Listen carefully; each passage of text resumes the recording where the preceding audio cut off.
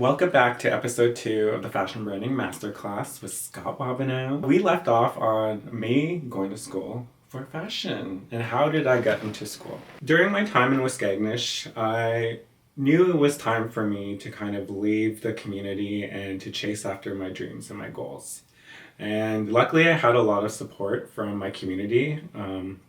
Every time I talked about what I wanted to do with my life and how I wanted to get into fashion, I was always met with so many words of encouragement and support from different community members, my chief, like the band office receptionist, my cousins and aunts and uncles who were in the res, they were always just like, go for it. And something that always prevented me from doing that was like leaving home. Leaving home was always something that was a scary thing to do. But one advice I always remember was receiving it from an elderly relative who told me, home will always be here. Home is always going to be here no matter where you go, no matter how far you go. We're always going to be here rooting you on, cheering you on, and you could always come back. No matter what happens, you can always come back home. That's something that was really ingrained in me and something I really kind of kept close to my heart, because throughout all those times living in Toronto and, feeling like I wanted to just give up on school and just go back home, I always remember that advice that elderly relative told me. And luckily that made me kind of stick it out. When I decided to move to Toronto, I was actually in a very serious relationship during that time. I was actually in a long-term relationship. It wasn't the healthiest relationship, I will say that, unfortunately. We did move to Toronto together, and I remember when we moved to Toronto, I was signing my lease. The landlord asked me like, oh, is it going to be both of you on the lease? And there was a gut feeling I had inside my soul was telling me, no, just put your name on the lease just in case this doesn't work out. You'll always have a home. So I listened to that gut feeling, and that's something I will always say. You will feel these gut feelings in different situations in life. And I truly believe that's spirit or creator just reminding you, what's right and what to do with your life and what to do for yourself. So I decided to do that. I started going to school, and then unfortunately the relationship turned very toxic and very negative really fast. I was constantly being followed, going to classes because unfortunately my partner didn't trust me. Was always under the impression that I was going to find someone new in class. So it was a really hard time in my life and really something that kind of shaped me into who I am today. Fortunately, it left me with a lot of trauma, but we always rise above our trauma. If that's anything I learned as Indigenous people, is we will always rise above, no matter how many trauma we faced in the past, we're still able to make a beautiful life for ourselves. And that's something that I learned because of this abusive relationship. It really affected my schooling. I was failing some of my classes, I wasn't handing in assignments because I was too busy catering to this partner. And it wasn't until this one day, I decided enough was enough. I actually literally thought I was going to die and was kind of like in that mindset, like, shit, like I'm here going to school for fashion and I'm going to die because I fell in love with somebody. And that was kind of like my epiphany moment, I guess you could say, during school. And when I really made that decision for myself to let go of that person and to focus on me and to focus on my healing. So I did that. I decided to break it off with my fiance at the time. We called off our engagement and I decided to stay in school and I decided to just keep moving forward. And I was obviously met with like a lot of, resistance, I guess you could say, from my former partner. I was always getting messages and calls and people really just trying to throw me off my path. But I always just reminded myself, there's a reason why I'm here. There's a reason why I'm doing this. And this is not for me. You're doing this work for so many other Indigenous youth, and don't throw in the towel just because one person wants to see you fail. There's going to be so many people in life that want to see you fail, but you got to remind yourself that you have a mission, you have a goal, you have a dream. Achieve that. You owe it to yourself to do that. That's what I told myself. So I stuck it out. I cut off all contact with a lot of people who weren't serving me. And that's when I decided to focus more on my career in fashion, specifically in Toronto. We were in the New York City of Canada, I like to say. And I knew the opportunities there were kind of limitless. Whatever I decide to do, I knew that I was going to be able to access some of these opportunities. So after that, I decided, it's time for me to start working in the industry. It's time for me to start learning more about the industry and learning more about the certain individuals who help pave the path that I'm on. And when I was going to school for fashion, I realized there was not much teachings or not much information about Indigenous fashion.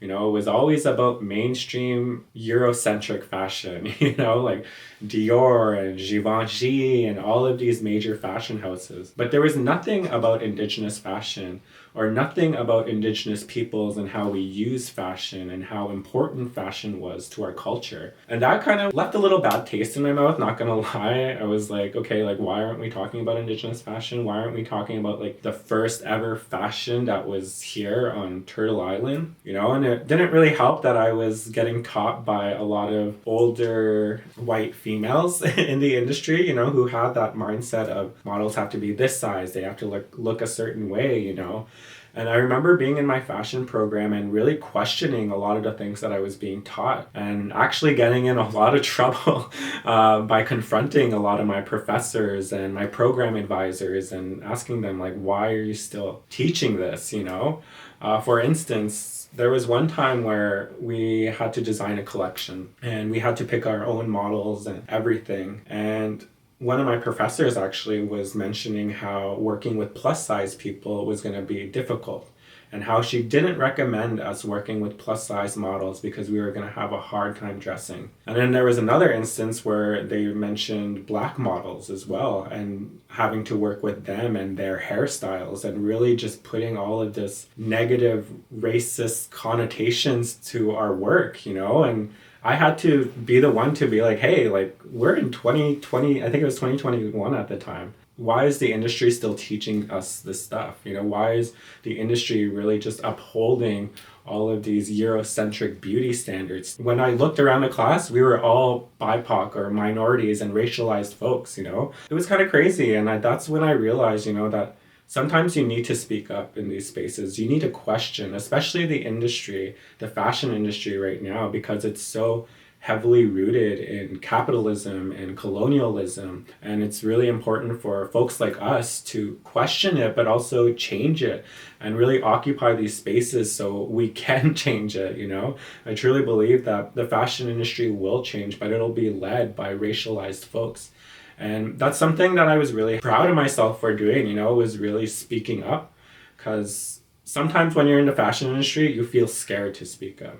You're going to be in these rooms and you're going to be with people who have been in the industry for 20, 30, 50 years, and obviously you want to respect them and their knowledge, but you also have a duty as somebody who is Indigenous or may also come from a racialized group to question these morals and question the fashion industry's values and turn it in a way where it's accepting for everybody.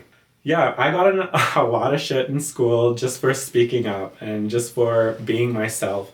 But at the same time, I think it was also needed because it really did shift the way that the program was being taught and really brought in more professors from all different backgrounds and all different walks of life to really ensure that the fashion program that was being taught was matching the industry how it is today. When I was in school, it really kind of left a bad taste in my mouth during that whole situation. And when it was time to find our internships, I was like, I need to work for like a Black designer or an Indigenous designer if there's one in Toronto, which was really rare. And during that time, the only folks that I really knew of was Sage Paul, who is actually the founder of Toronto Indigenous Fashion Week and who does a lot of amazing works in terms of community and fashion within Toronto and really providing a platform for Indigenous artists and designers who want to succeed in fashion with Indigenous fashion arts. And they were one of my biggest inspirations moving into Toronto and really seeing the way that the industry could really shift and bringing more Indigenous voices to the forefront. Like, it was just really inspiring me. The other person that I knew of was Leslie Hampton, who is an Anishinaabe designer who showcased at Toronto Fashion Week, but her collection was focused on the missing and murdered Indigenous women inquiry and bringing more awareness to that, and really using her fashion as a way to tell a story and to also bring awareness to such a major issue that doesn't only affect Indigenous communities, it affects the entire country. And I remember just feeling so inspired and just so like, these two women are who I want to be like. These two women I really want to learn from, and just, if I could just be a fly on the wall in their studio, like that's fine with me, as long as I'm just like learning from them and getting mentored by them. That's what I really wanted.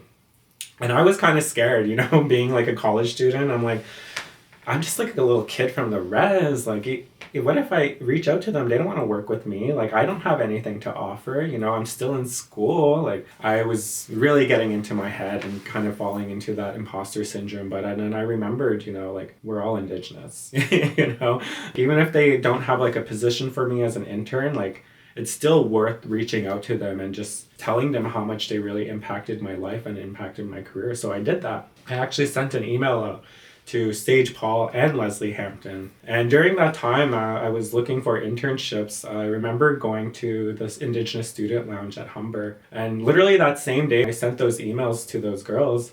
I ended up meeting the vice president of marketing for Manitoba Mucklucks. And that's when they were talking about how they were opening up their stores and their pop-up shops, and they were doing this trial run of opening up pop-up shops around Canada. And they mentioned that they had a few stores that they were opening up in Toronto. I was actually living in Mississauga at the time near Square One. And they told me, oh, we're actually opening up a store there. Like, would you consider becoming like an employee there?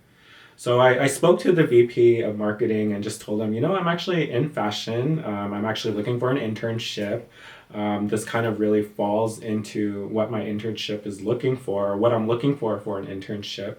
And they ended up hiring me under a paid internship, which was really amazing because I was getting money to do what I love to do. And I was working as a store manager for the Manitoba Muckluck store in Square One. And that one really kind of gave me an inside look, but also first-hand experience of working in the industry, specifically within a retail and commerce standpoint, and what goes into managing a store and managing employees and setting up inventory and visual merchandising and everything that really comes with owning a storefront. That's basically what I learned and what I was kind of thrown into. And I'm so happy I was, because I was first working for an Indigenous company, second, able to hire Indigenous folks and work with Indigenous folks.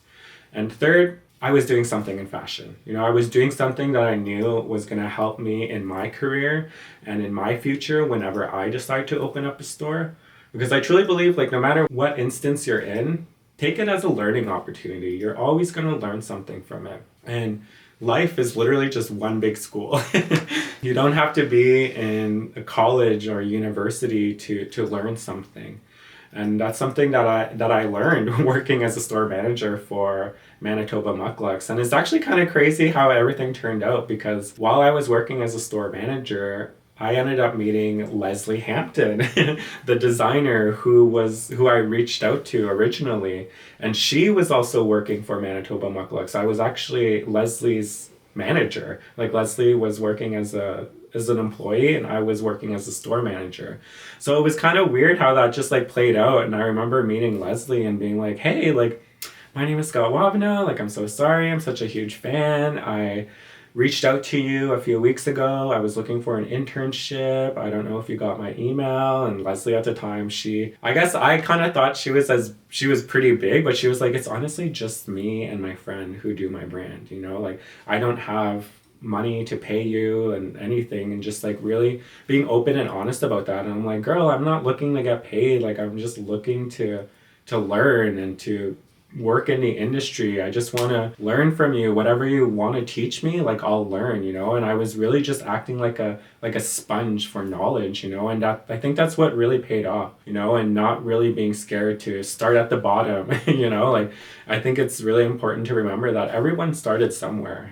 Everybody has to start somewhere. I feel like ego can really get in the way of, oh, I don't want to start at the bottom, when in reality you gotta, you really gotta. And putting in that work is really what's going to pay off. And then eventually we grew a friendship, and then she was like, you know what? You should come work for me. And then I ended up finding this program where Leslie was able to hire me as an intern, but the program was going to pay me. So basically, Leslie had a free employee. And that's when I started working for Leslie Hampton. This was back in 2020. I was working as her design assistant intern. So I was just learning how to sew from her, learning how to put collections together, basically just learning everything from Leslie. And I was really just in that position where I just was acting like a sponge, and I just wanted to know everything. And then eventually, Leslie started seeing like how I was able to put outfits together, because I always said, like fashion has just always been something I liked. I love putting outfits together. I love accessorizing. I just love styling, and it's just something I always did with myself and with my friends and family, obviously. And Leslie noticed that, and Leslie did comment like, you have an eye.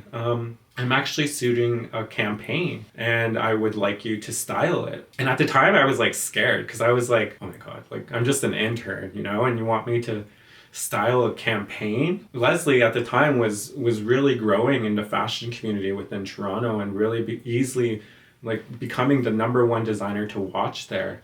And I was like, I don't want to mess up like what she has going on for her, like I was scared. I was really second guessing myself. But something that I really remember Leslie saying was, no, like this is what you should be doing. Like you have an eye, like take pride in that. So I tried to trust myself, Leslie trusted me. So I was like, okay, if Leslie trusts me, I got to learn to trust myself. So that's what I did. I decided to take on that role and worked as my first styling job on Leslie's bridal collection. And it became like a really big success. Like she ended up getting invited to Canada Bridal Week and so many different event and trade shows. And I was just following Leslie and just kind of being like her right-hand man, and really just learning from her and just experience all of the things that she did, and seeing how I could kind of incorporate that in my life and in my brand, and eventually that just led me to just working with Leslie for a long time. And I started helping her with designing collections and started styling all of her lookbook campaigns and collection campaigns. I did that for about 2 years, and honestly it was so rewarding. It was so fun.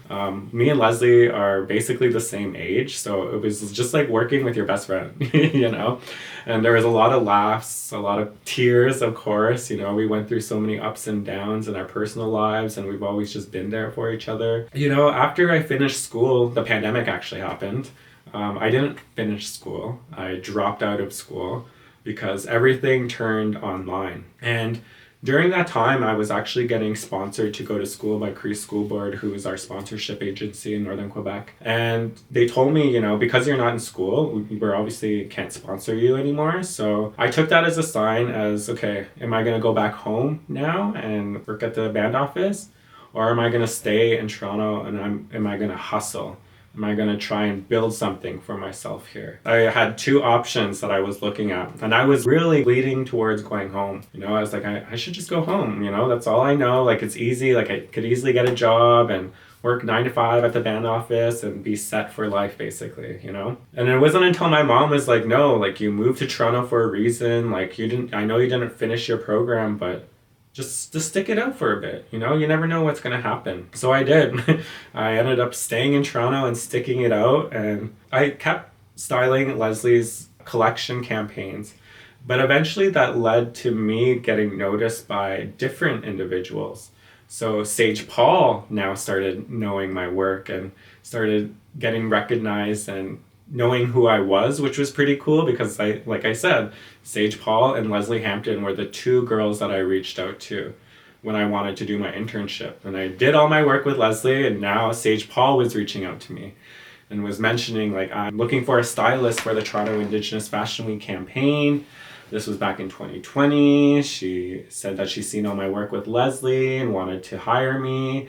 And that was kind of like my first major big campaign for another company. And that's kind of what like changed my life a little bit, It really allowed me to really dive into the world of fashion styling and how it really is to be a fashion stylist. It's not as glamorous as people think it is, you know? I must have had to carry at least like 60, 70 pounds of clothes at one time, you know, carrying like big bags, garment bags, suitcases, hockey bags, you know, you got luggage, everything, you know. People think it's a really glamorous life. It's a lot of hard work, you know, it's a lot of physical activity.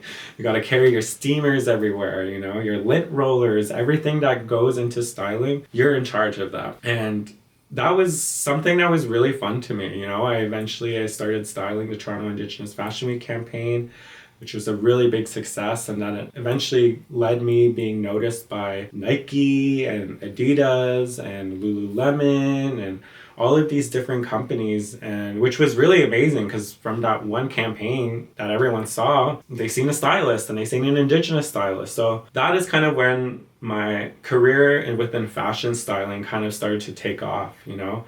Sephora Canada hired me as their lead wardrobe stylist for their National Indigenous History Month campaigns. Eventually that led me to working with Lululemon Canada, working for not only their Indigenous history campaigns, but working for other different campaigns underneath their company.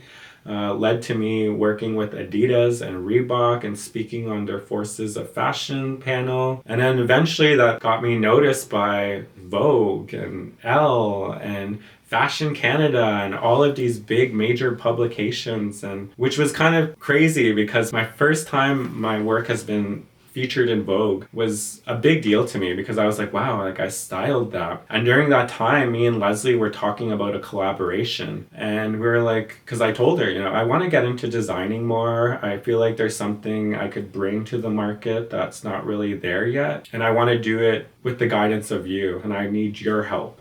And so me and Leslie were talking about a collaboration. They actually mentioned the collaboration in that Vogue article, which was pretty amazing. Like my first ever feature and first ever mention in Vogue was crazy. But that also just fueled me, you know, to really do more. So me and Leslie decided we wanted to work on a collaboration. You know, I was like, okay, I love styling, but I think it's time for me to start designing now. And that's when I started learning about creating a collection, creating a concept and marketing and branding and everything that really goes into releasing a product. You know, everything that I basically learned in school, I was now going to be able to apply in my real life. And I was so excited about that because not only was I doing it for my own brand, but I was doing it with a designer that I respected and that inspired me so much. And that is basically when we started the Hampton x Wabano jacket collaboration. So the Hampton x Wabano jacket collaboration was a joint collaboration between myself and Leslie Hampton during the time of the pandemic. During that time, there was a lot of emphasis on Indigenous healing and our medicines and everything that helped us through past pandemics. And I remember there just being this big resurgence of people giving out medicine bundles and smudge bowls and really just emphasizing the importance of not only physical health, but spiritual health as well. So starting on my collection with Leslie Hampton was really such a journey. It was during the time of the pandemic, and anybody who knows the history of the jingle dress, you would know that during the last pandemic, during the Spanish flu in the early 1900s, that is when the jingle dress was made. It came through a dream that an Ojibwe man had in Fisher River First Nation. And the story of the jingle dress, you know, was really to bring healing for that individual, his granddaughter actually, who fell sick to the flu. Really came as a message for Indigenous healing and the power of Indigenous healing. And when me and Leslie heard that legend for the first time, we realized, you know, how much we really gravitated towards it and how much the COVID pandemic and the COVID flu was so relatable to what was happening during the Spanish flu times. And because there was such a big resurgence of spiritual healing, we couldn't think of a perfect time to come out with the Hampton x Wabano jacket, the jingle jacket everybody might know as. But this one was done in a way where we incorporated traditional Indigenous storytelling, but included it with modern fashion and modern fashion concepts and modern materials. So the Hampton x Wabano jacket was really to represent the balance that a lot of Indigenous youth are carrying these days. You know, we're carrying our traditional teachings and our knowledge and our histories, but we're also walking this Western life, with fashion and social media. And I really wanted our collection and our collaboration to reflect that, reflect the balance that a lot of Indigenous youth are walking, and reflect those both worlds that we kind of are a part of. And that's kind of how the jacket came to be, and we brought awareness to the jingle dress and traditional healing methods, and really reminding people the importance of Indigenous knowledge when it comes to pandemics, when it comes to society, and even when it comes to fashion. After our collaboration, as a lot of things, we were actually met with a lot of resistance. And it wasn't from the mainstream fashion industry. It was our community members, Indigenous folks. People expressed their thoughts and their concerns with this collaboration. And something me and Leslie did was listen. Listen to everybody. We gave people that time to really express themselves, and for us to also learn and to also kind of put back into our own brand. Although we were met with a lot of resistance, that design was the design that kind of changed my life and really reminded me the importance of fashion and how we need Indigenous fashion more than ever. And after that collaboration and that whole controversy that followed with it, it really reminded me and really just inspired me to do more and to create more. And that is when I told Leslie, Leslie, I really want to start my own brand. If you know me through and through, you would know streetwear is my life. I love streetwear. I grew up in the res wearing streetwear. It was just always something that I really gravitated towards. And I really wanted to come out with an Indigenous streetwear line that was genderless. Because we're moving to this age now where fashion doesn't really have a gender. We used to have our fashion weeks categorized into women's wear, men's wear, but now if you look at fashion weeks today, you'll see women's wear and men's wear are on the same runway. And you just get to see the acceleration of the fashion industry right now and the acceptance it's really allowing, I guess you could say. So I decided I wanted to make a genderless streetwear brand, but I wanted to make it my own. And like I mentioned before, I always knew the fashion industry was the second most polluting industry in the world. As an Indigenous designer, I felt like it was my role and my job and my responsibility to educate people about that, but also minimize my impact and my environmental footprint, I guess you could say, within the industry. Because as you know, a lot of our teachings is always respect Mother Earth, respect Mother Earth, don't take more than you need, always learn to give back. It's a reciprocal effort. So I made it my mission to research all of these different brands and different sustainable techniques. And luckily, when I was in school, I had a whole course that was designated for sustainable fashion and sustainable methods within fashion. That was actually one of my favorite classes. I dusted off all those old textbooks and I started reading. I just started educating myself and started learning more about the different materials and fabrics within the industry, which is harmful, which is not, which is safe, different dyes, water safe dyes, all of these different things that not a lot of people really think of. I started educating myself and learning more about these different things and these different techniques, really ingraining in my mind that this was going to be a sustainable brand. And I wanted it to be a sustainable brand because I wanted other people to kind of follow suit. So starting up my brand was definitely not easy. I had to do a lot of research on my own personal time, and luckily we have access to the internet. Anything you need to know, you could find it. And that's when I decided to really take the power into my own hands, and I started researching suppliers and manufacturers and educating myself about tech packs and tech sheets and sample collections and all of the things that come into creating a cohesive collection. I just immersed myself into all of it. And I started incorporating more of that knowledge into my own brand, and really setting up meetings with different suppliers and asking them these questions that nobody probably would ever ask them before, like asking them where they get their dyes from and how biodegradable are their dyes, and really just diving into these topics because, like I mentioned, I was an Indigenous designer and I wanted everything to be sustainable. I didn't want to put more harm out to the environment when fashion is already doing that enough, and really just educating people about the importance of slow fashion and the importance of sustainable fashion. And that is something that really set my brand apart from a lot of different brands. And I really attribute that to the success for my brand because it really did help a lot of people kind of support my mission, but also people wanted to be a part of that change as well, where we're changing the industry, with sustainable fashion and providing more sustainable techniques and sustainable options for individuals who are on that same mission. So this next episode, I will tell you how to create a collection, how to create a cohesive collection, what goes into that, how to market your collection in order for it to be successful. Because I came out with 3 collections in my lifetime and they've all been sold out within 3 days. And I really attribute that to the marketing that goes into it, how you display your products, and the different type of USPs that go into creating a collection. So we'll dive into that next episode.